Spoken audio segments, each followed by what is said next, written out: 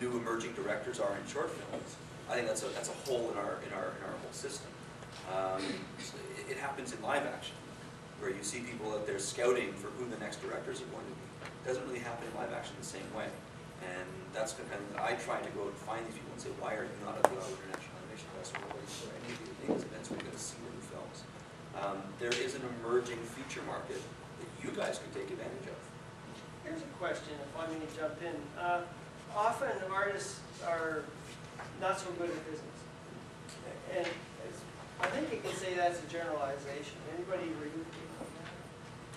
I think it's a fair generalization. Sure. Well, I think if you're spending your time on your business, you may not be spending your time on art. How much time does John Lasseter spend animating these days? Good point.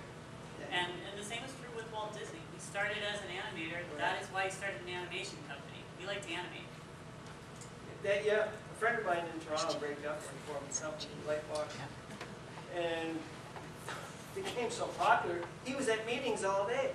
So what he tried to do was stay up all night and animate. Well, it kind of did things to his head and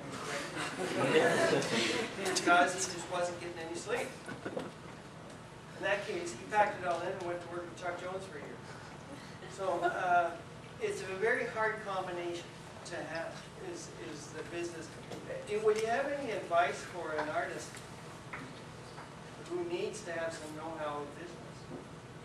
Find a good friend who likes business. I think so. I would recommend that anybody take one small business college course. Just take one. I mean, when I started up my side, I ended up in the self-employment benefits program to do so. Got a little money from the Ontario government, but part of that is that they train you to run and operate a small business. And I apply that now, exactly what they taught me, to my business animation class at Roosevelt College. Everybody coming out of here is likely going to be a freelancer. So you need to know how to run your own business and take that one college credit. And you can do things like sell your art over the web. Yep. A lot of people at Disney would do that. They were artists. Even when they were working at Disney, they were still doing that. And then when you're unemployed, you can have periods of unemployment. That kind of helped out, even if they were getting government assistance, you know. There's a sketchbook market today. Yeah. That didn't exist 10 years ago. And there's a ton of business videos on YouTube, actually. There's a lot of resources out there. No, one thing I would like to mention is that if you do team up, if you're not all that business oriented and you do team up with a business person, exercise extreme caution when you said find a good friend who's a business person. I don't mean your business best friend. No, I mean a I'm friend just who's a saying- good person. No, yeah, that's what it means. Or a good business person. A friend who is a good person. I mean, and that can be difficult to find in the world of business because business isn't always about being a good person. It's about making decisions to make money. And I just say that because I've seen a lot of my friends. Barry Ward is a good example. A lot of my friends started out, or Danny Antonucci, Blair Peters. A lot of my friends who were just bums like me when they got out of animation school went on to own big, successful animation companies. And every single one of them went through hell splitting up with business partners who took them to their cleaners. They ended up in court. There was, and it can get so ugly, and it takes so much out of what is a really cool industry. I mean, we make cartoons. We want to keep it fun. I think it's like I've met some business people in animation who love, respect, and admire animation, and those are the kind of people that you want to work with. They're not just in it because they said, ooh, what a neat little niche business to make money off of. Like I've asked some people, why did you pick animation? You have nothing to do with it. You don't like it. You're just. So try to find people who have some kind of a passion for animation and know the history of animation and have some kind of affinity with it. I think it's really, really important. It really is. Yeah, that story is so old, isn't it? Mm-hmm. Yeah. But don't be naive coming out of here. I mean, you are going into a business. Yeah. A lot of people come into this because they like to draw pictures. They love cartoons. It's a passion thing here. But you are working largely in television animation. There's a whole side of that is you've got this much room to make your art. And just be realistic about that, okay? I mean, there are too many people out there who, when we use the Christopher Lucy example, I mean, the guy, he's brilliantly talented, and everything he says about the art of animation is absolutely correct. I will will not argue with him on any of that stuff. However, he's pretty much untouchable as far as business goes. It's no respect for delivery. You get out of here and you're working in TV animation, your only responsibility is delivery. That's all, and this is what these guys care about, and that's their job.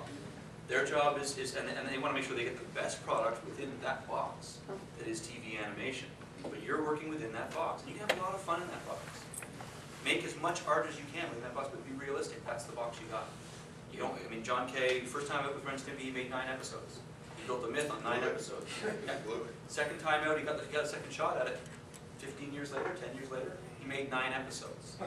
Never delivered the last 3 or 4 because he ran out of money, and he animated all in his basement after that with 2 other guys helping him, and he just couldn't deliver. You don't need to be that. John Kay could have, I mean, whatever. He's happy with what he's got, and more power to him. But you're working in a commercial medium. It marries art and commerce. You get to make art, but you're working in that box that is delivery. Okay? No illusion about that. That is your only responsibility.